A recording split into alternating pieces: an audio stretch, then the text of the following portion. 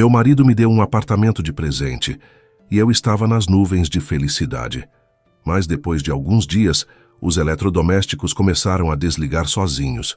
Chamei um eletricista e assim que ele abriu o quadro de distribuição, ficou pálido e perguntou: "Seu marido te deu esse apartamento de presente?"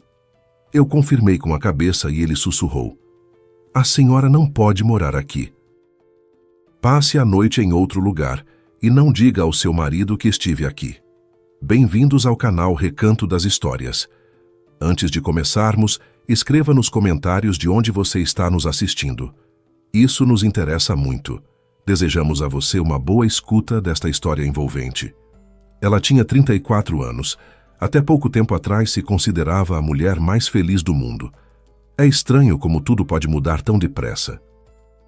Você acorda de manhã, prepara o café na velha cafeteira, olha pela janela para os telhados molhados de chuva e pensa que a vida finalmente entrou nos trilhos, que está tudo bem, que sempre vai ser assim. E então, uma tampinha aberta no quadro elétrico e você está parada no meio do corredor com as mãos tremendo, percebendo que o homem com quem você adormecia todas as noites por 7 anos queria te matar. Mas isso viria depois. Por ora, vamos ao começo. Ela conheceu André numa festa de confraternização de amigos em comum. Era inverno, fim de dezembro, num restaurantezinho na periferia da cidade, onde se reuniu um grupo de umas 30 pessoas. Alguém estava comemorando o aniversário, combinando a festa com o jantar de fim de ano. Catarina foi com a colega de trabalho Olivia, que conhecia a aniversariante desde a escola. Ela não queria ir. Estava cansada depois do fechamento de balanço do trimestre. Queria apenas deitar no sofá e ligar uma série. Mas Olivia a convenceu. Disse que ela precisava arejar a cabeça, que não dava para viver como uma aposentada aos 30 anos. André estava sentado a 2 mesas de distância, alto, de ombros largos, numa camisa azul marinho com as mangas dobradas. Tinha mãos grandes. Catarina, por alguma razão, reparou justamente nas mãos. Ele segurava a taça de vinho com tanto cuidado, como se tivesse medo de quebrá-la. Eles se cruzaram no balcão do bar quando ela foi buscar água. Ele sorriu e disse algo sobre como só um louco sairia de casa voluntariamente com aquele tempo. Ela riu. Puxaram conversa. Ele trabalhava numa construtora, cuidava de contratos de reforma de espaços comerciais, escritórios, lojas, galerias. Falava sobre isso com tranquilidade, sem se gabar. Mas dava para sentir que entendia do que fazia. Falava baixo, olhava direto nos olhos, não interrompia. Um daqueles homens perto de quem você se sente mais calma. Como se alguém grande e confiável tivesse se colocado entre você e o resto do mundo. Ele pediu o número dela, ligou no dia seguinte. Não mandou mensagem, não enviou um emoji, ligou de voz. Isso a conquistou. Começaram a se ver. Os primeiros meses foram como os primeiros meses deveriam ser. Passeios pela cidade à noite, cinema aos sábados, cafés da manhã na pequena cafeteria perto da casa dele. Lá serviam tapioca com geleia de morango.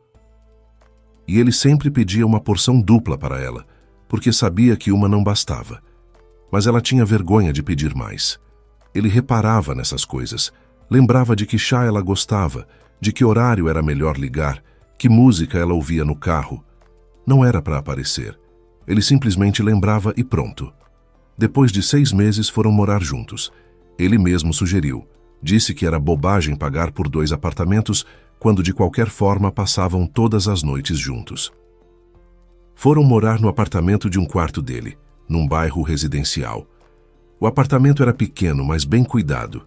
André mesmo tinha feito a reforma. Tudo arrumado, tudo no lugar.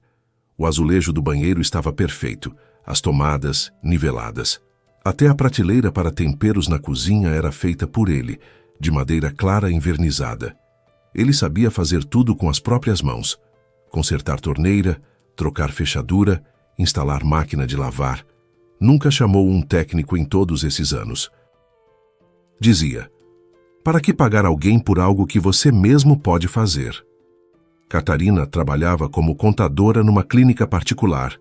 Trabalho tranquilo, monótono. Números, relatórios, conferências, planilhas. Ela gostava. Era uma pessoa quieta de modo geral. Não precisava de aventuras e emoções. Bastava que de manhã cheirasse a café, que à noite houvesse alguém por perto, que nos finais de semana fosse possível ir ao mercado buscar legumes frescos e depois cozinhar juntos algo demorado e elaborado, como arroz com frango ou carne recheada. E com André, ela tinha tudo isso. Ele ganhava bem, não riquezas, mas com estabilidade. Não ficavam contando cada centavo, podiam se dar ao luxo de uma viagem por ano, boa comida, roupas decentes. André resolvia todas as questões domésticas, desde o pagamento das contas até a manutenção do carro.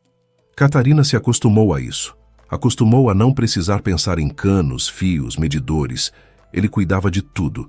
Às vezes parecia que ela vivia numa bolha protetora que ele havia criado ao redor dela. E nessa bolha ela se sentia bem. Filhos não tinham. Nos primeiros anos, ela não tocava no assunto. Era cedo, pensava que ainda eram jovens, que estava tudo pela frente. Depois trouxe o tema com cautela. Falou que talvez fosse hora de pensar. André respondeu com calma, mas com firmeza. Primeiro precisavam se estabilizar, comprar um apartamento maior, guardar uma reserva financeira, consolidar o negócio. Depois, claro, depois, com certeza. Ela não discutia. Ele sempre raciocinava com lógica e seus argumentos soavam razoáveis. Provavelmente ela simplesmente havia se acostumado a concordar com ele. Era fácil concordar com um homem que parecia sempre saber o que era melhor. Assim viveram por 6 anos, com tranquilidade, sem conflitos. Bem, quase sem conflitos. Brigas pequenas não contam. Quem esqueceu de apagar a luz do banheiro? Quem não comprou pão? Quem de novo deixou a toalha molhada na cama? Bobagens do dia a dia que todo casal tem. Faziam as pazes depressa. Geralmente no jantar, tudo já estava esquecido. E cerca de ano antes dos acontecimentos de que trata esta história, André começou a mudar. Não bruscamente, mas aos poucos, devagar, como muda o tempo antes de uma chuva prolongada. No começo, quase imperceptível. Passou a chegar do trabalho um pouco mais tarde, não de horas, mas uns 20 ou 30 minutos. Depois 1 hora. Depois começou a se atrasar até às 22 horas, às 23 horas. Explicava simplesmente: a obra está atrasada, o cliente está nervoso, precisa supervisionar. Catarina acreditava. Negócio de construção é complicado, especialmente nos últimos anos. Menos pedidos, concorrência mais acirrada. Ela via como ele ficava carrancudo olhando para algo no celular durante o jantar. Via como passou a fumar mais na varanda, embora antes tivesse quase parado. Depois vieram as ligações no outro cômodo. Antes ele falava tranquilamente com encarregados, fornecedores, clientes mesmo com ela presente. Agora ia para a cozinha, fechava a porta, falava baixinho. Ela ouvia apenas fragmentos. Não, ainda não consigo. Me dá mais 1 semana, eu resolvo. Uma vez perguntou quem tinha ligado. Ele respondeu secamente: do trabalho, e mudou de assunto. Ela não insistia, não verificava o celular dele, não fazia interrogatórios. Parecia-lhe que isso seria humilhante, tanto para ele quanto para ela. Adultos, 7 anos juntos, confiança é a base. Era o que ela dizia para si mesma. Ele ficou mais irritadiço. Podia se exaltar por qualquer coisa. A sopa salgada demais, a televisão alta demais, uma pergunta sobre os planos de fim de semana. Depois pedia desculpas, dizia que o trabalho estava de pernas para o ar e que estava estressado. Ela acenava, passava a mão no braço dele, servia o chá. Pensava que aquele período difícil passaria e tudo voltaria ao normal. Depois vieram as viagens. André começou a viajar nos finais de semana, dizendo que ia a obras na região. Alguma reforma de sítio, alguma mudança de layout de galpão. Saía na sexta à noite, voltava no domingo de madrugada. Cansado, lacônico, com cheiro de cigarro e poeira de estrada. Catarina preparava o jantar, aquecia a água, tirava uma toalha limpa do armário. Ele comia em silêncio, deitava e adormecia quase que imediatamente. Ela ficava ao lado e olhava para o teto. e pela primeira vez em 7 anos sentia-se inquieta.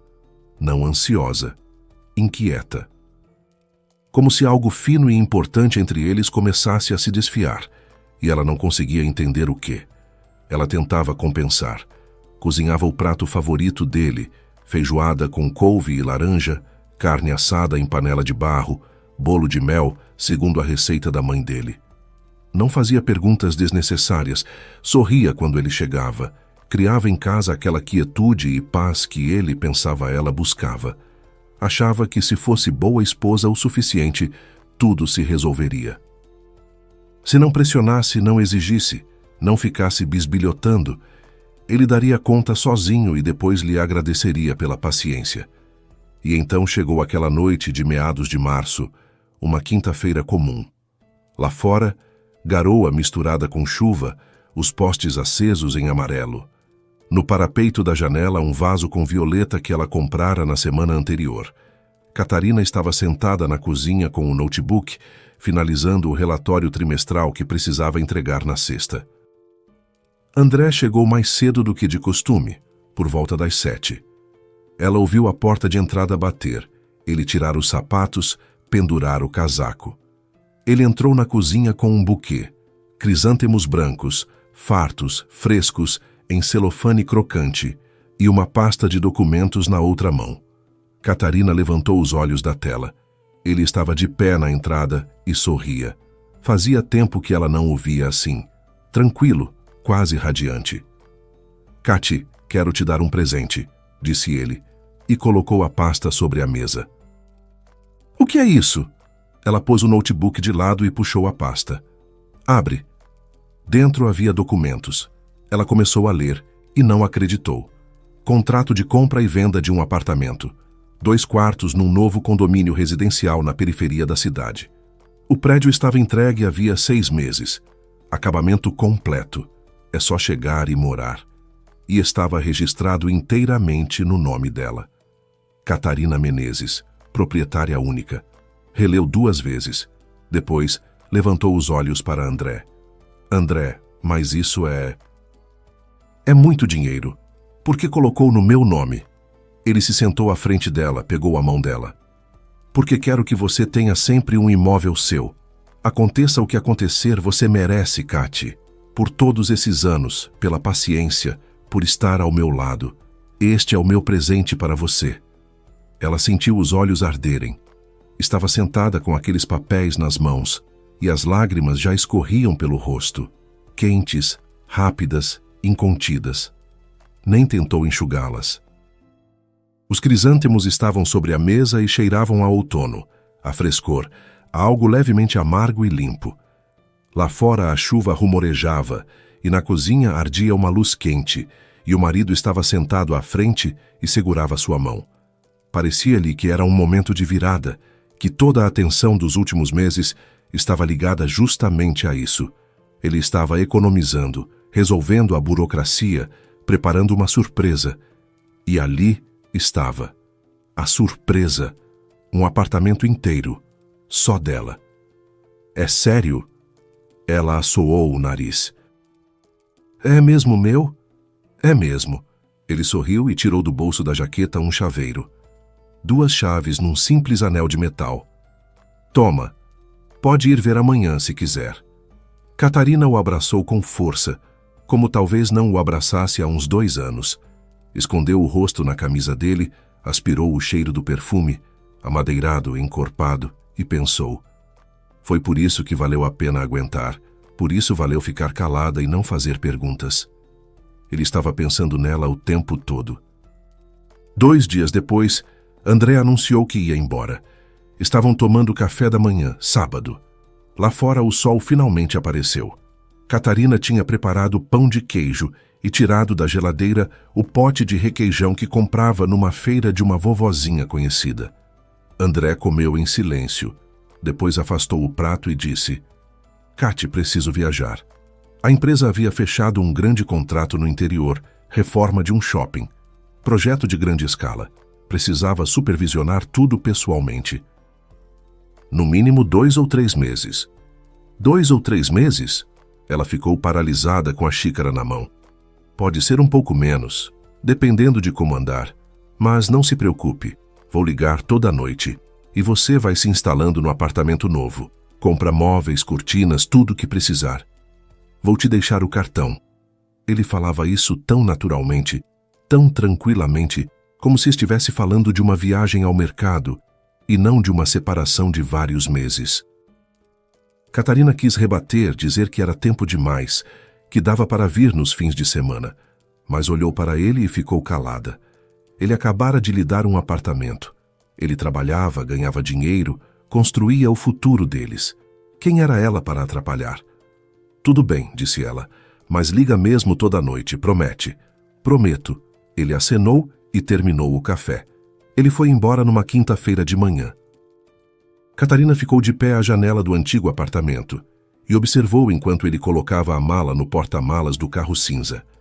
Ele levantou a cabeça, a viu, acenou com a mão. Ela acenou de volta e encostou a testa no vidro frio. Ele entrou no carro, buzinou 2 vezes, curtas como sempre, e saiu do pátio. Deu sinal ao virar na esquina e desapareceu atrás do prédio da esquina. Ela ficou à janela por mais uns 5 minutos. O pátio estava vazio. Só um gato ruivo vadio sentado num banco, semicerrando os olhos ao sol. No parapeito ao lado estavam aqueles crisântemos, já um pouco murchos, e o chaveiro do apartamento novo estava bem em cima do pratinho que ela usava como porta-trecos. Naquele momento, Catarina ainda não sabia que era a última vez que via André como seu marido. A última vez que acenou para ele com aquele sentimento quente e habitual no peito, o sentimento de que ele era dela, de que ela era dele, de que eram uma família. Dali a algumas semanas, desse sentimento não sobraria nada, absolutamente nada, exceto cinzas e horror. Mas naquela manhã ela não sabia disso. Ficou simplesmente de pé à janela, olhando para o pátio vazio, pensando em que cortinas colocar no apartamento novo. Catarina se mudou 1 semana depois. Foi empacotando sem pressa, colocou em caixas o essencial: roupas para começar, roupa de cama, utensílios de cozinha, alguns livros que sempre deixava na mesinha de cabeceira. Chamou um caminhão indicado pelo marido de Mariana. Ela recomendou um motorista que ajudou tanto a carregar quanto a subir tudo pelo elevador até o 9º andar. O elevador no prédio novo funcionava, mas as caixas precisavam ser carregadas pelo corredor, e ao fim do dia, suas mãos latejavam e a lombar doía. Mas quando fechou a porta atrás do carregador e ficou sozinha no meio do apartamento vazio, o cansaço se dissipou. Andou pelos cômodos descalça. O laminado era frio, liso, rangia levemente sob os pés. 2 quartos, cozinha, banheiro integrado, hall espaçoso, paredes cinza claro, teto branco. Na cozinha, azulejo cor de leite caramelizado. Tudo novinho, tudo com cheiro de tinta fresca e de construção, ainda não dissipado. E da janela da cozinha, vista para o parque, não bem o parque, mas a borda dele. Copas de árvores, uma trilha por onde alguém passeava com um cachorro e um pedacinho de lago brilhando ao sol do entardecer. Catarina parou diante dessa janela e ficou parada uns 10 minutos, apenas parada, olhando, e sentia-se bem, verdadeiramente bem, como havia muito tempo não sentia. Um apartamento seu, sua casa, pela primeira vez na vida, um imóvel seu. Encomendou os móveis para entrega: sofá, cama, mesa de jantar com 2 cadeiras, alguns armários. Nada caro, mas sólido, decente. A cama levou tempo para escolher. Queria um colchão ortopédico com memória de forma. No antigo apartamento, ela e André tinham um sofá-cama deformado, que pela manhã doía nas costas, e ela havia anos sonhava com uma cama de verdade. Agora podia se dar a esse luxo. Entregaram tudo no 3º dia. 2 rapazes montadores armaram os móveis em poucas horas. Enquanto isso, Catarina lavava as janelas, comprou um produto especial com amônia, um pano de microfibra e esfregou os vidros até chiar. Depois pendurou cortinas. Escolheu de linho, bege claro, sem estampa. Deixavam a luz entrar suavemente e davam ao cômodo um tom quente e aconchegante. No parapeito da janela do quarto, colocou um vasinho de manjericão, comprado numa loja de utilidades no caminho.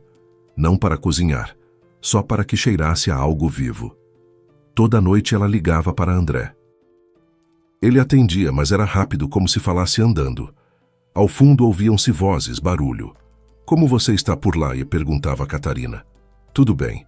Uma bagunça danada. Os trabalhadores, um por um, são uns preguiçosos. Mal dou conta. E quando você pode vir? Por enquanto, não sei, Cati. Tem trabalho que não acaba. Vou ligar quando ficar mais claro. Tudo bem. Vou te mandar fotos. Comprei cortinas. Ficou lindo, imagina. Manda sim. Tudo bem, preciso ir. A gente se fala. Bip. Ela ficava sentada no sofá novo, segurando o celular, e sentia uma certa frieza por dentro. Não mágoa, mais um vazio. Mas logo se repreendia. O homem está trabalhando, cansado. Não está a fim de conversa. Não precisa ficar inventando moda. Mandou 3 fotos da cozinha com as cortinas novas, a vista da janela, o manjericão no parapeito.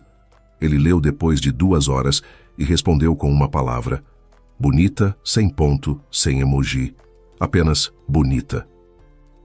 Catarina afastou o celular e foi arrumar os livros na prateleira. Os primeiros 2 dias no apartamento novo foram maravilhosos.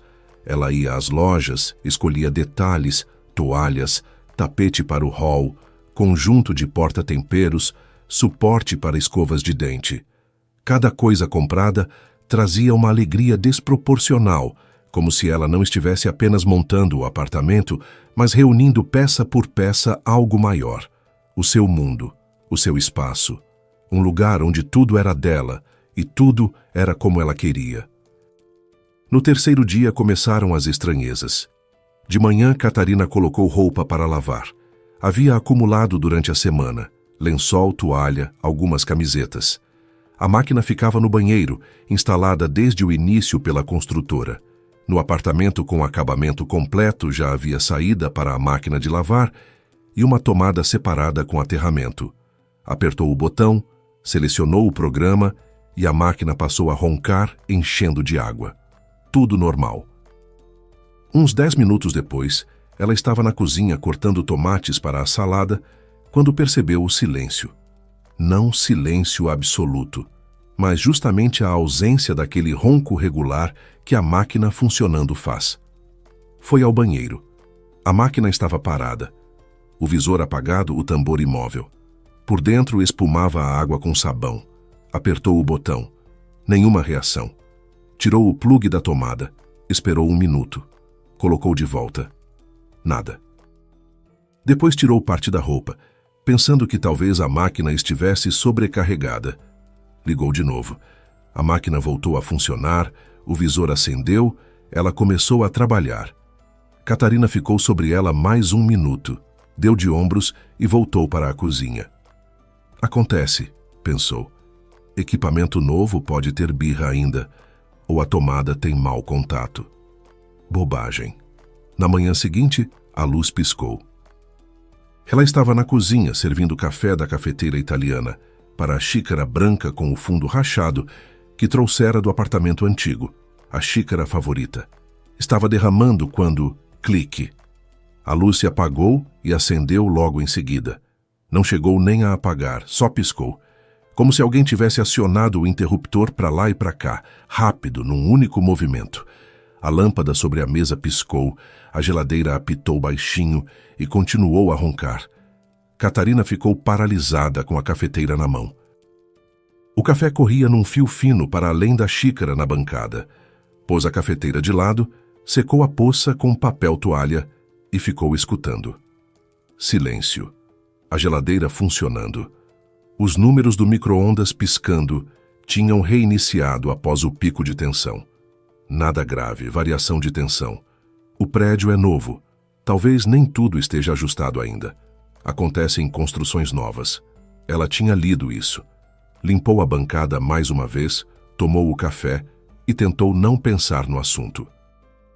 Mas naquela mesma noite, aconteceu algo que a deixou com um verdadeiro mal-estar pela primeira vez.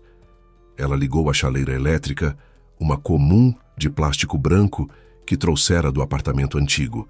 Colocou na base, apertou o botão. A chaleira começou a aquecer, e então ela ouviu um som. Não da chaleira, da tomada. Um zumbido baixo, surdo. Nem mesmo zumbido, uma vibração dessas que fazem a parede tremer levemente, quase imperceptível, no limite do audível. Mas Catarina a ouviu, porque na cozinha estava quieto, sem televisão, sem música, só a chaleira e aquele som. Chegou mais perto, se abaixou até a tomada. O zumbido vinha dali, com certeza. Puxou o plugue. A chaleira parou, e depois de alguns segundos, o zumbido também cessou. Ela ficou parada diante daquela tomada como diante de algo vivo, e no estômago tinha uma sensação fria e desagradável. Não medo ainda, mas um pressentimento. Depois ligou a chaleira em outra tomada na parede do lado oposto. Ela ferveu normalmente. Nenhum zumbido. Catarina expirou e decidiu que havia algo errado com a primeira tomada e que chamaria um técnico. Mas não agora. Amanhã, de manhã, com a cabeça descansada. Amanhã ela não esperou. À noite, por volta das 3 horas, Catarina acordou com um estalo. Alto, nítido, como se alguém tivesse batido palma num cômodo vazio. Abriu os olhos e percebeu que o apartamento estava escuro. Não apenas escuro, morto. Sem a lampadinha do carregador, sem a luz do roteador, sem o indicador verde do micro-ondas que sempre acendia lá da cozinha. Escuridão total. Ficou deitada alguns segundos ouvindo. O silêncio era absoluto, sem a geladeira, sem a ventilação, sem a luz do poste lá fora que normalmente iluminava levemente o teto. Depois percebeu. A luz não tinha sumido do apartamento todo. No quarto, sim. Na cozinha, sim. Mas embaixo da porta do banheiro havia um filamento de luz, do abajur de noite que ela ligava para caso precisasse se levantar. Então, parte do apartamento funcionava. O disjuntor no quadro havia desarmado. Levantou. A tateio achou os chinelos, foi até o hall. O quadro elétrico ficava na parede atrás de uma portinha plástica pequena. Abriu, iluminou com a tela do celular. Um dos disjuntores estava abaixado, o que controlava metade do apartamento. Ergueu-o de volta. Clicou, a luz voltou. A geladeira passou a roncar. Os números do micro-ondas piscaram zerados de novo. Catarina fechou o quadro e se encostou na parede. O coração batia rápido e forte. Ela o sentia nas têmporas. Ficou parada no corredor, de camisola fina, descalça no laminado frio, e estava com medo. Não um pânico, mas justamente aquele medo profundo, cutâneo, de quando você está sozinha num apartamento vazio de madrugada e algo não funciona direito e você não entende o que nem porquê. Só conseguiu dormir de manhã cedinho. Ficou deitada de olhos abertos, atenta a cada ruído. Por volta das 5 horas, o céu lá fora começou a clarear. Ficou cinzento. Começaram a surgir os contornos das árvores, e só então ela caiu num sono pesado e agitado. De manhã, depois de 2 xícaras de café uma atrás da outra, um pouco mais refeita, Catarina escreveu no chat dos moradores do prédio. O grupo havia sido criado na época da entrega das chaves. Lá se discutia coleta de lixo, estacionamento e calendário de suspensão da água quente. Escreveu com cuidado, tentando não soar alarmista. Bom dia, vizinhos. Alguém está tendo problemas com a energia elétrica? Estou tendo oscilações de tensão e disjuntores desarmando. 3 pessoas responderam. Um vizinho do 5º andar disse que lá estava tudo ótimo. Uma mulher do 12º, o mesmo. E um terceiro, do 3º andar, brincou. Talvez você tenha um fantasma na tomada? Dizem que antes desse prédio aqui tinha um cemitério. Alguém colocou um emoji rindo. Catarina não estava com vontade de rir.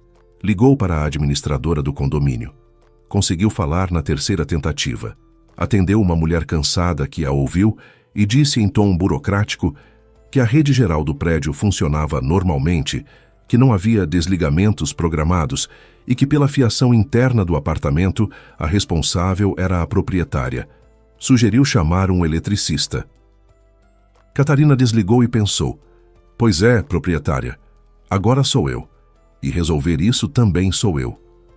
O eletricista ela achou através de Mariana, ligou para a amiga, contou sobre a luz piscando e os disjuntores. Mariana se lembrou logo de um profissional que contratara quando fez reforma no ano anterior. Seu Sebastião, disse Mariana, um baita de um cara, engenheiro de fábrica aposentado, agora trabalha por conta própria. Faz tudo com capricho, sem desleixo. Vou te mandar o número. Catarina ligou.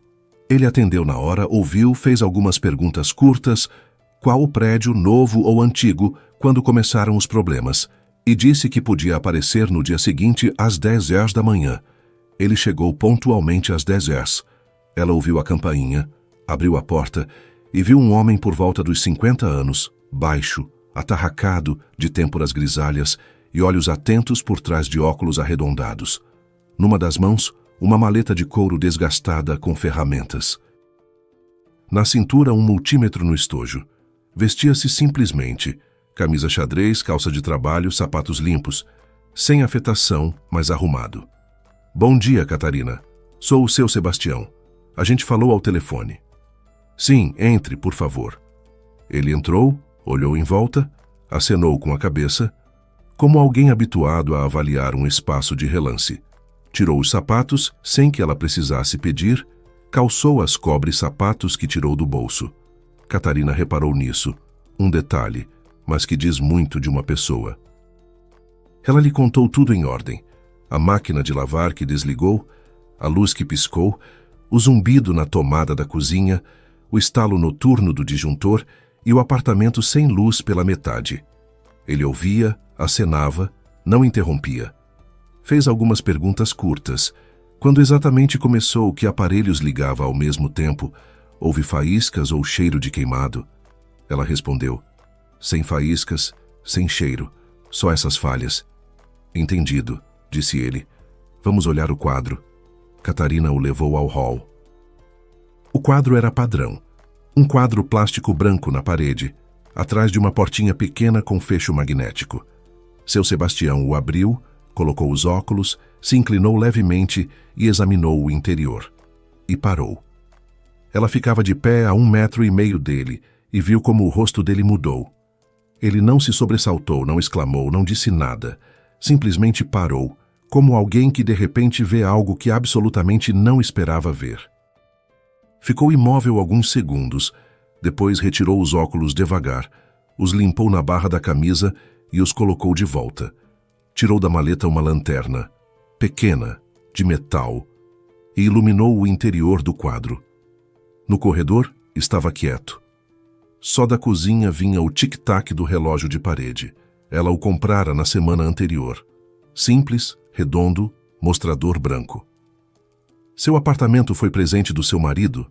Ele perguntou sem se virar. A pergunta soou tão inesperada que Catarina não entendeu imediatamente. O quê? Sim. Por que o senhor pergunta? Ele apagou a lanterna, se virou para ela. O rosto estava sério, concentrado, sem sombra de sorriso. Olhou-a nos olhos e disse em voz baixa, mas tão claramente que cada palavra ficou gravada na memória. A senhora não pode morar aqui. Passe a noite hoje em outro lugar e não diga ao seu marido que estive aqui. As pernas enfraqueceram. Ela se apoiou na parede, porque pareceu que o chão escorregou para o lado. O quê? Por quê? O que há aí? Ele a chamou com um gesto. Calmo, discreto, como um médico que quer mostrar a um paciente uma radiografia. Tirou da maleta uma chave de fenda fina e apontou para os fios dentro do quadro. Está vendo este fio? O amarelo-verde que sai do barramento de aterramento? Catarina acenou que sim, embora estivesse vendo apenas um fio colorido entre outros fios coloridos. Este é o aterramento. Deveria estar conectado aqui. Ele apontou para uma régua metálica. Mas olhe com atenção. Ele está desconectado, não rompido, não queimado, cuidadosamente desconectado.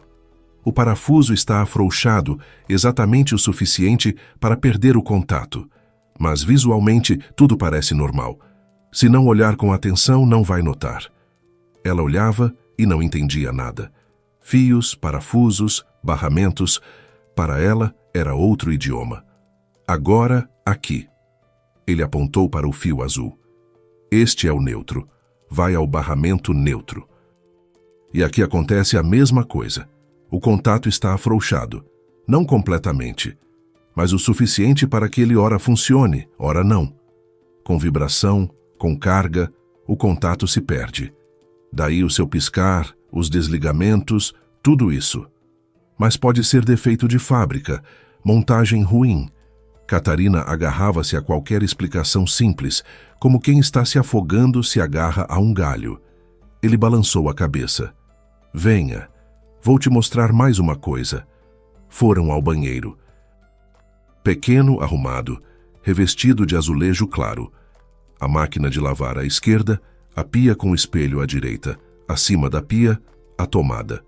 Seu Sebastião pegou a chave de fenda, removeu a tampa de plástico da tomada, examinou, iluminou com a lanterna e soltou um assobio baixo. Olha aqui, vê o fio de aterramento? Está conectado não ao contato de aterramento, mas ao de fase. Entende o que isso significa? Catarina balançou a cabeça em silêncio. Significa que a carcaça de qualquer aparelho que a senhora ligar nessa tomada fica com 220 volts. Máquina de lavar, secador de cabelo, barbeador elétrico, tanto faz. A senhora está descalça no azulejo molhado, toca a carcaça e acabou.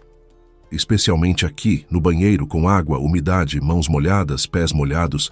Nessas condições, a corrente atravessa o corpo em questão de um instante. Ele falava com calma, de forma profissional, sem dramatizar, mas a cada palavra dela ficava mais frio. E o DR?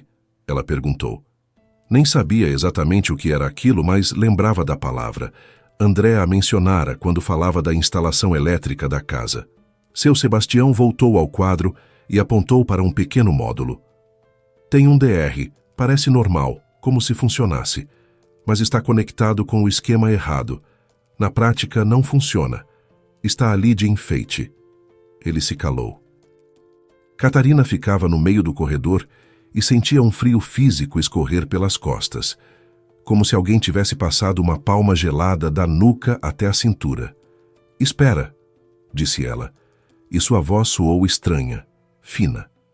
O senhor está dizendo que foi feito de propósito? Ele colocou a chave de fenda de volta na maleta, fechou o fecho, olhou-a nos olhos, diretamente, sem evasão. Trabalho com eletricidade há 30 anos. Já vi fiação ruim centenas de vezes. Já vi desleixo, economia de material, erros de iniciantes que ontem leram o manual e hoje foram mexer no quadro. Mas o que está aqui não é desleixo. Um desleixado não vai afrouxar cuidadosamente o contato do aterramento, deixando-o visualmente no lugar. Não vai jogar o fio na fase justamente na tomada do banheiro, onde a pessoa é mais vulnerável. E não vai conectar o DR de forma que pareça funcionar, mas não dispare. Isso foi feito por alguém que entende de eletricidade e que sabia exatamente o que queria alcançar. Catarina escorregou pela parede. Simplesmente escorregou. As pernas não a sustentavam. Sentou no laminado frio do corredor, puxou os joelhos para o peito. As mãos tremiam. Na cabeça, um vazio que ecoava como num cômodo vazio. Tudo aqui foi calculado, continuou ele, abaixando-se de cócoras ao lado dela. Falava em voz baixa, pausadamente, como se fala com alguém que passou mal. Mais cedo ou mais tarde a senhora ia ligar um secador no banheiro ou alcançar com a mão molhada a máquina de lavar. O resultado seria um só, e pareceria um acidente. Fiação defeituosa em prédio novo. Acontece. Ninguém cavaria fundo. Mas quem? Ela sussurrou e parou porque a resposta já estava na garganta, amarga e pesada como pedra. Seu Sebastião serviu-lhe água de uma garrafa que ela havia deixado na mesa da cozinha. O copo que ele lhe passou tremia levemente nas mãos dela. Ou eram as mãos que tremiam. Ela não conseguia discernir. Não sou investigador, disse ele, e não vou acusar ninguém. Mas a senhora mesma disse. O apartamento foi um presente do seu marido. Ele tinha acesso a ele antes da sua mudança. Reforma você não fez. Técnicos externos não chamou. As conclusões são suas. Ele a ajudou a se levantar. Esperou ela terminar a água. Depois disse com precisão ponto por ponto, como quem dá instruções. Hoje junte as coisas e vá embora. Não ligue nada, nem a chaleira, nem a luz do banheiro. Nada, absolutamente nada. Amanhã contrate um perito eletricista independente que elabore um laudo oficial. Com esse laudo vá à polícia. E não ligue para o seu marido. De jeito nenhum. Se ele souber que alguém verificou a fiação, pode tentar apagar os rastros ou fazer algo mais. Catarina acenava mecanicamente, como uma boneca. Ouvia cada palavra, mas tudo era como se fosse através de uma parede d'água. Os sons chegavam, mas o sentido atrasava. Antes de ir embora, ele tirou o celular e fotografou tudo. O quadro, visão geral e cada fio em detalhe. A tomada do banheiro, a tampa removida, as conexões, as cores dos fios. O DR fez umas 2 dezenas de fotos em ângulos diferentes, à luz da lanterna. Isto é para você. Enviou as fotos para ela. Só por precaução. Se alguém decidir refazer a fiação antes da chegada dos peritos, você terá provas de como estava hoje. Catarina foi ao seu bolso. Ele olhou para o dinheiro e balançou a cabeça. Guarda. Não vou aceitar nada. Faça o que eu disse. E faça rápido. Ele foi embora. A porta se fechou e ela ficou sozinha naquele apartamento. No apartamento que seu marido lhe dera de presente. No apartamento que deveria ser seu lar, mas que se tornara uma armadilha. Ficou parada no hall por uns 5 minutos, olhando para a portinha fechada do quadro. Depois virou, foi para o quarto e começou a arrumar as coisas. As mãos tremiam tanto que ela não conseguia fechar o zíper da bolsa. Enfiou a roupa de qualquer jeito, os documentos, o carregador do celular. Calçou os sapatos, colocou o casaco, não apagou a luz. Teve medo até de tocar no interruptor. Simplesmente saiu e fechou a porta. No hall de entrada cheirava a gesso fresco e ao jantar de alguém. Um vizinho estava fritando batatas. Cheiro comum, doméstico, quente, mas por dentro havia um nada gelado e estridulante. Catarina chegou à casa de Mariana por volta das 8 da noite. Tinha ligado do táxi. Na primeira tentativa não conseguiu. Os dedos erravam os botões. A amiga atendeu imediatamente, com voz alegre. Ao fundo havia televisão ligada, barulho de louças. Cati, oi, e então, como está o apartamento? Já está se instalando. Mari, posso ir até a sua casa? Agora mesmo. Mariana ficou 1 segundo em silêncio. Provavelmente percebeu algo na voz dela, porque a televisão ao fundo se calou. Vem, estou em casa. Ela abriu a porta antes mesmo de Catarina apertar a campainha. Devia estar esperando pelo olho mágico. Olhou para ela e não perguntou nada. Simplesmente pegou a bolsa das mãos dela, a puxou para dentro, a sentou na cozinha, pôs a chaleira, tirou do armário o chá de hortelã. Ela sabia que Catarina gostava de hortelã desde a faculdade. Estudaram juntas no curso de Ciências Contábeis, moravam em quartos vizinhos na República Estudantil e nas noites tomavam esse chá em canecas iguais compradas na barraquinha da rodoviária. Catarina começou a contar, confusa, desordenada, pulando de um assunto para outro. A máquina de lavar, a luz piscando, o seu Sebastião, o quadro, a tomada do banheiro. Parou algumas vezes porque a garganta fechava. Mariana ficava sentada à frente, segurando a caneca com as 2 mãos e ouvia. Não interrompia, não exclamava, não se desesperava. Simplesmente ouvia, concentrada, em silêncio. Quando Catarina terminou, uma pausa pesou na cozinha. Lá fora, no pátio, um cachorro latia. Na geladeira, um ímã-relógio em forma de gato, que a filha de Mariana trouxera de uma viagem, marcava o tempo. Cati, disse Mariana por fim, não é hora de chorar. É hora de agir. Disse isso com tanta simplicidade, tão no dia a dia, como se estivesse falando de um cano furado ou uma fechadura quebrada. E exatamente essa naturalidade trouxe de volta a lucidez. Não o consolo, não o abraço, não um coitada. mas uma frase concreta e firme que fez algo clicar por dentro e se recompor. Amanhã de manhã buscamos um perito, continuou Mariana. Oficial, com licença, que possa elaborar laudo para o tribunal. Eu sei com quem falar, o marido da Lena do trabalho. Faz perícia de sistemas de engenharia. Ele vai indicar o contato. Depois, com o laudo, vai à polícia. E nenhuma palavra para o André. Absolutamente nenhuma. Se ele ligar, responde normalmente. Tudo bem, estou me instalando. Com saudade. Entendeu? Catarina acenou que sim. Mariana lhe serviu mais chá e arrumou o quarto de hóspedes, pequenininho, com um sofá estreito e papel de parede de flores miúdas. Catarina se deitou, mas não dormiu até de madrugada. Ficou na escuridão olhando para o teto. Na cabeça, girava sempre a mesma coisa. O rosto dele quando estendeu as chaves. O sorriso dele. Este é o meu presente para você por todos esses anos. Você merece. E aqueles fios no quadro. O amarelo-verde desconectado, o azul afrouxado, o aterramento na tomada do banheiro ligado à fase. Presente. Você merece. Por volta das 4 da manhã, André ligou. Catarina agarrou o celular, viu o nome na tela e quase derrubou o aparelho. Lembrou das palavras de Mariana. Responde normalmente. Alô? A voz saiu rouca do insônia. Cati, oi, não te acordei? Esqueci a diferença de fuso horário. A obra aqui está de cabeça para baixo. Trabalhamos até tarde. Como você está? Tudo bem. Ela fazia esforço para falar com naturalidade. Me instalando aos poucos. Pendurei as cortinas no quarto. Ótimo. Bom, preciso ir. A gente se fala. Oi. Tchau. Ela pousou o celular e ficou alguns minutos simplesmente sentada na escuridão, segurando o aparelho junto ao peito. Aquela voz, normal, tranquila, levemente cansada, voz de um homem que pergunta sobre as cortinas, e esse mesmo homem que havia desviado o fio de aterramento para a fase na tomada onde ela secava o cabelo depois do banho. De manhã, Mariana já tinha providenciado tudo.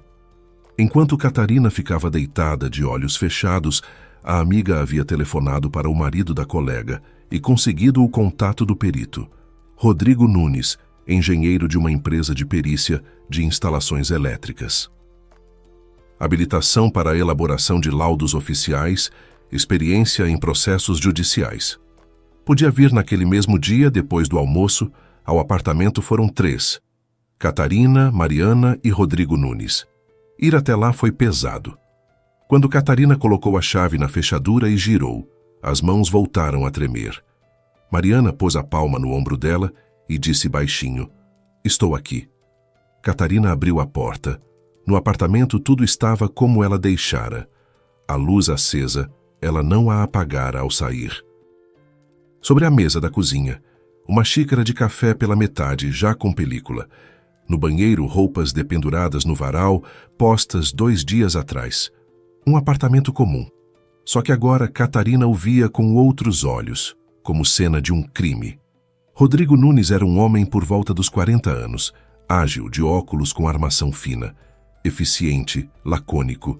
Deu-lhe um aperto de mão, a ouviu brevemente, pediu que lhe mostrasse o quadro e que não atrapalhassem. Trabalhou quase 2 horas. Abriu o quadro, removeu as tampas das tomadas por todo o apartamento, verificou cada uma. No banheiro demorou especialmente. Fazia medições com um multímetro, depois pegou outro aparelho, um megômetro, como explicou, e verificava a resistência de isolamento. Anotava tudo no caderno, fotografava com câmera profissional. Catarina e Mariana ficaram sentadas na cozinha em silêncio. Mariana segurava a mão da amiga. Quando ele terminou, veio até elas e se sentou à mesa. Pôs diante de Catarina um formulário com os resultados. Confirmo tudo o que foi identificado pelo seu eletricista, disse com tom oficial e neutro. O aterramento no quadro está desconectado intencionalmente. O condutor neutro está fixado com torque insuficiente. Contato instável. Na tomada do banheiro, o fio de aterramento está ligado ao terminal de fase. O dispositivo de proteção à corrente diferencial residual está conectado com irregularidade no esquema. Na prática, é inoperante. Tem certeza de que não foi erro dos construtores? Perguntou Mariana. Pode ter sido um desleixo na obra. Descartado, disse ele balançando a cabeça. O apartamento foi entregue com acabamento completo. Passou por vistoria com medições elétricas. O construtor tem o protocolo. Erros de instalação acontecem. Fios trocados, contato fraco pela pressa. Mas tem outra aparência. Aqui, as alterações foram feitas numa fiação já pronta e aprovada, e foram feitas de maneira correta. A pessoa conhecia o esquema de proteção e o neutralizou de forma deliberada. Ele prometeu preparar o laudo completo em 3 dias úteis, com assinatura, carimbo e documentação fotográfica. Documento para a polícia e para o tribunal. Na polícia, Catarina foi na manhã seguinte. Estava com medo. Não como no apartamento diante do quadro, de outra forma. Era o medo de cruzar um limiar. Fazer um boletim de ocorrência contra o próprio marido não é apertar um botão, é cortar a corda que te sustenta por 7 anos, mesmo que essa corda tenha se revelado um laço. Mariana foi com ela. Ficou no corredor da delegacia num banco de madeira duro durante as 3 horas em que Catarina prestava depoimento. Às vezes, ela olhava para o corredor. A amiga estava lá. Lendo algo no celular, bebendo água de uma garrafinha plástica. Uma vez cruzaram os olhares e Mariana ergueu o polegar. A delegada, uma mulher jovem chamada Isabela Fonseca, levou a sério. Ouviu sem interromper, anotou tudo. Aceitou as fotos de seu Sebastião, o laudo preliminar de Rodrigo Nunes. Designou uma perícia adicional, desta vez pelo departamento investigativo. E então começou a fazer perguntas. E essas perguntas deixaram Catarina ainda pior do que os fios no quadro. Diga-me, seu marido entende de eletricidade? Sim, trabalha numa construtora. Não é eletricista de formação, mas nos canteiros está sempre presente. Sabe como tudo funciona. Em casa sempre consertava tudo sozinho, trocava tomadas, instalava equipamentos. Entendido. E diga, vocês têm seguro de vida? Catarina parou. Seguro. 6 meses atrás, André chegou em casa com papéis do banco. Disse que era um seguro padrão, ofertado na contratação do crédito. Assina, Cati, é formalidade. Todo mundo faz. Ela assinou sem nem ler. Confiava nele. Beneficiário, André. Sim. A voz caiu a um sussurro. Tem. 500 mil reais. Isabela anotou. Seu rosto não mudou. Era profissional, não demonstrava emoções. Mas a caneta por um segundo parou sobre o papel. Mais uma pergunta. Você sabe da situação financeira do seu marido? Se ele tem dívidas, créditos? Não. Quer dizer, não sei ao certo. Ele nunca me contava os detalhes. Dizia que os negócios iam bem. Vamos verificar, disse ela. Verificaram. E foi então que tudo finalmente se encaixou, e a imagem que Catarina se recusara a ver se revelou até o último detalhe. A construtora de André trabalhava no vermelho havia 2 anos. Os contratos acabavam, os novos não chegavam. Ele contraíra dívidas para a empresa e para si mesmo. A dívida total passava de 300 mil reais. 3 meses atrás, o banco o havia processado. As cobradoras ligavam diariamente, naquele mesmo celular com o qual ele saía para o outro cômodo. O apartamento ele comprara com dinheiro emprestado de um conhecido de negócios. Esse conhecido depois foi ele mesmo à polícia, pois André havia parado de atender as ligações e de devolver o dinheiro. Registrara o apartamento em nome de Catarina por 2 motivos. Primeiro, tirar o imóvel do alcance das penhoras. Um apartamento da esposa está fora do alcance dos credores. O segundo motivo era mais simples e mais aterrorizante. Após a morte dela, o apartamento passaria a ele como herdeiro, mais a indenização do seguro, 500 mil reais. O apartamento, o seguro, quase a cobertura total das dívidas. A tal viagem de trabalho era invenção. Nenhum shopping, nenhum contrato. Ele alugava um quarto numa cidade a 200 quilômetros no interior. Vivia lá quietinho, ia ao mercado, passeava, construindo um álibi. Marido em outra cidade, esposa sozinha no apartamento novo.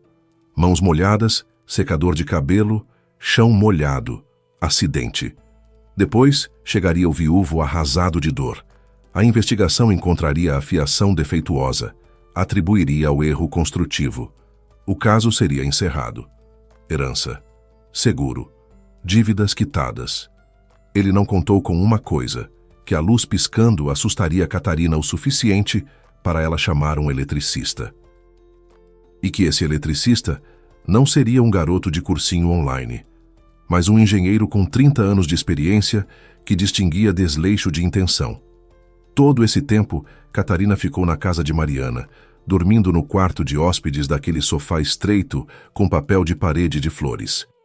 Ia ao trabalho, ficava sobre suas planilhas e relatórios, conversava com colegas, almoçava no refeitório, e tudo parecia que não era com ela. Como se a Catarina de verdade tivesse ficado naquele corredor, no laminado frio, e a que estava aqui fosse apenas uma casca, fazendo as coisas habituais por inércia.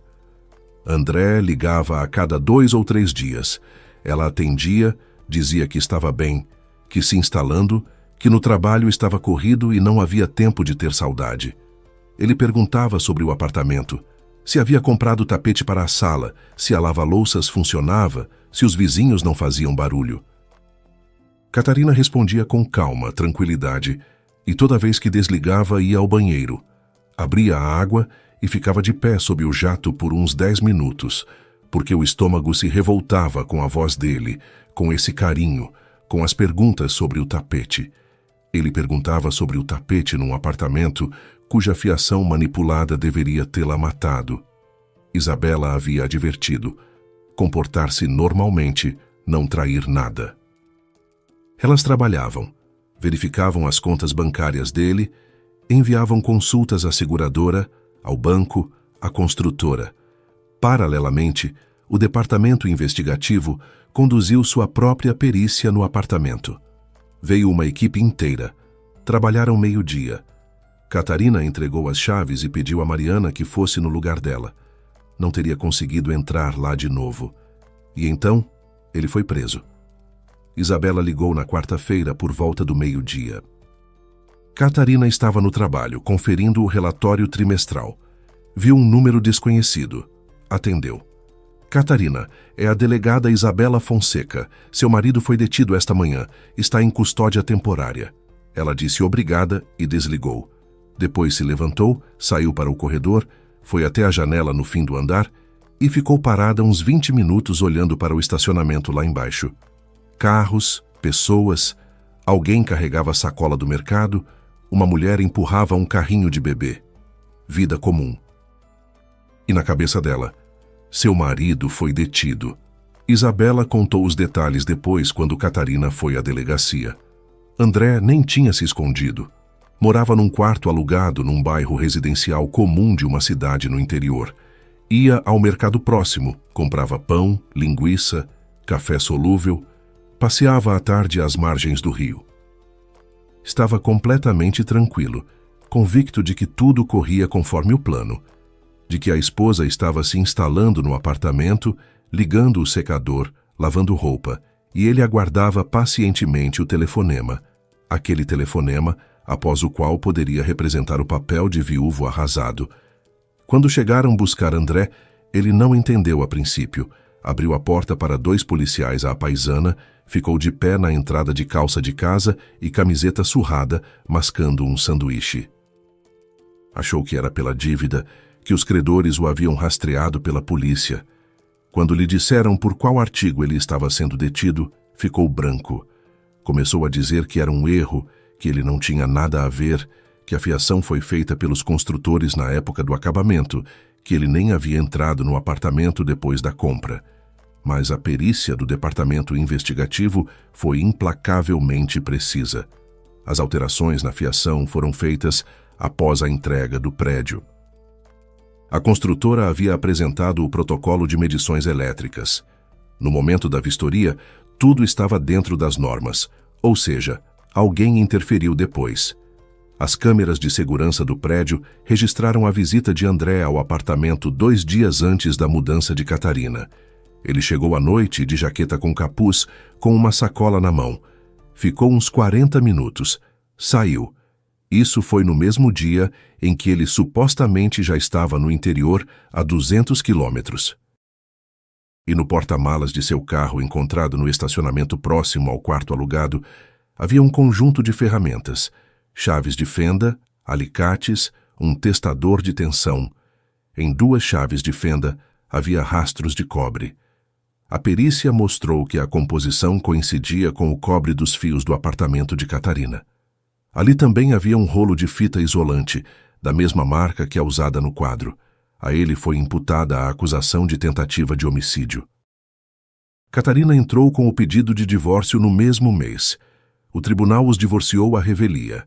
André estava em detenção preventiva e não compareceu à audiência. A juíza leu a sentença em 7 minutos. 7 minutos para 7 anos de vida em comum. Catarina estava sentada no tribunal sozinha. Mariana esperava no corredor. Quando a juíza pronunciou "o casamento está dissolvido", ela não sentiu nada. Absolutamente nada. Como se por dentro tivessem cortado o último fio que ainda a ligava à vida anterior, e sobreveio o silêncio. O apartamento ela vendeu. A decisão veio com facilidade. Nem hesitou. A corretora, uma senhora de olhos bondosos, perguntou por que estava vendendo um apartamento tão bom. Prédio novo, vista para o parque, bairro tranquilo. Catarina respondeu que estava mudando de ares. Não contou o resto. Os compradores apareceram rápido. Um casal jovem com uma criança pequena. Com o dinheiro da venda, alugou um apartamento de 1 quarto em outro bairro. Quieto, sem modismos, sem condomínios novos com nomes bonitos. Prédio de 5 andares, 3º andar, cozinha pequena, quarto com varanda. O papel de parede estava descascando em alguns cantos. No banheiro a torneira pingava. Na cozinha, a geladeira velha roncava. Mas tudo funcionava. A luz não piscava. As tomadas não zumbiam. Os disjuntores não estalavam de madrugada. Na primeira noite naquele apartamento, Catarina ficou sentada na cozinha num banquinho e tomou chá numa caneca que comprara na loja de utilidades mais próxima. Simples, branca, sem estampa. Lá fora havia um pátio comum, com um parquinho, alguns bancos, um ipê velho que crescia provavelmente desde antes de o prédio ter sido construído. Um poste brilhava em amarelo, projetando sombras no asfalto. No parquinho não havia ninguém, só o balanço que se movia levemente com o vento, rangendo.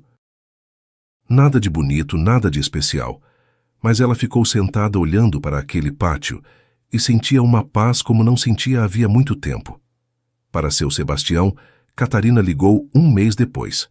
Demorou para tomar coragem. Não sabia o que dizer. Discou o número dele à noite depois do trabalho. Ele atendeu após o 3º sinal. Seu Sebastião, sou a Catarina. O senhor foi ao meu apartamento, verificou a fiação. Lembra? Lembro, disse ele. Como a senhora está?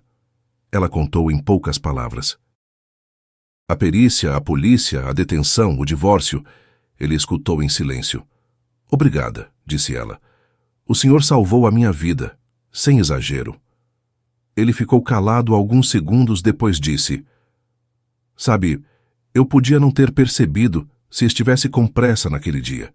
Se não tivesse examinado o quadro com tanta atenção, podia ter simplesmente ajustado os contatos, recebido o dinheiro e ido embora, e a tomada do banheiro teria ficado como estava. A Catarina faltou o ar, porque ele tinha razão. Um técnico apressado, um olhar desatento, e tudo poderia ter acabado de outra forma, de um jeito completamente diferente. Não precisa agradecer, disse ele depois de uma pausa. Simplesmente viva. E ela viveu. Passaram-se vários meses. O julgamento de André ainda corria. A investigação se arrastava. O advogado ganhava tempo. As perícias eram refeitas. Para Catarina, isso já era quase indiferente. Não de todo. Às vezes, quando Isabela ligava para comunicar mais um adiamento de audiência, algo se contraía por dentro. Mas não era dor, mais um eco, uma reverberação. Ela voltou ao trabalho, fechava balanços, checava contas, tomava café com os colegas no intervalo do almoço. À noite voltava para seu pequeno apartamento alugado e preparava o jantar. Algo simples: arroz com feijão e ovo, macarrão com queijo, sopa do que havia na geladeira. Ligava o rádio na cozinha. Não televisão, mas justamente o rádio, um hábito antigo que pegara de Mariana. Ouvia vozes alheias, música, notícias, e gostava desse fundo suave, dessa sensação de que o mundo além das paredes continuava a viver. Às vezes, Mariana vinha visitá-la, trazia bolo caseiro. Assava muito bem, embora sempre reclamasse que a massa não cresceu ou que o recheio escorreu. Tomavam chá na cozinha, conversavam sobre tudo e nada, o trabalho, os filhos da filha de Mariana, os preços no mercado, a série que a amiga assistia à noite, conversas normais, comuns, sem drama, e isso era o melhor que poderia ser. Catarina tinha uma amiga mais verdadeira, das que não se desesperam e não ficam de mãos ao alto, mas pegam você pela mão e dizem: não é hora de chorar, é hora de agir. Catarina jamais vai esquecer essa frase. E aquela noite no sofá estreito com o papel de parede de flores, e a palma da amiga sobre o ombro dela na porta daquele apartamento. Há pessoas ao lado de quem você entende que não está sozinha. Mariana é uma dessas pessoas. Catarina pensava com frequência em como é tênue essa linha entre a vida e o que poderia não ter havido. Um homem que decidiu que o dinheiro valia mais. Outro homem, completamente estranho, desconhecido, com uma maleta de couro surrada, que simplesmente fez o seu trabalho com honestidade, não foi desleixoso, não teve pressa, não dispensou o que estava diante dele. Colocou os óculos, iluminou com a lanterna e viu o que não deveria ter existido. E não ficou em silêncio. Toda noite ela acionava o interruptor no seu apartamento. A luz acendia, uniforme, tranquila, sem piscar. E a cada vez, por um segundo, ela se lembrava daquele corredor, daquele quadro, daqueles fios, e da voz suave de seu Sebastião. A senhora não pode morar aqui. Depois a luz simplesmente ficava acesa, e ela simplesmente vivia. Fazia café, lavava a louça, regava a violeta no parapeito da janela. Ela havia se adaptado, florescia com pequenos botões roxos, olhava pela janela para o pátio com o ipê e o parquinho, e lhe bastava isso. Não passem por cima das estranhezas. Não digam a si mesmos: deve ter sido impressão, é bobagem, não é nada. Às vezes uma lâmpada piscando não é apenas uma lâmpada piscando. Às vezes é o único aviso que o destino lhe dá. E do fato de você ouvir ou não esse aviso, depende tudo. Literalmente tudo. Obrigado por ter acompanhado esta história. Com vocês foi o canal Recanto das Histórias. Peço desculpas por eventuais erros. Escrevam nos comentários o que vocês pensam. Se gostaram, se inscrevam no canal.